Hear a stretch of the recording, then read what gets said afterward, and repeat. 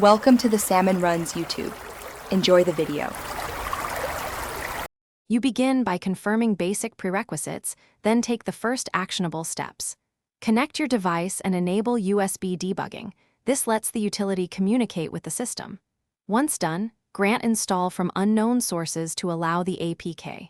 Open Android Utility Pro and accept permissions it requests so features activate. Make sure to back up any data the app prompts to protect settings. This step avoids rework. Now that the app is running, you're ready to move into configuration and core tools. You now dive into the complex middle steps and detailed execution. Start a full device scan. This maps installed apps, services, and storage hotspots so you know what to act on.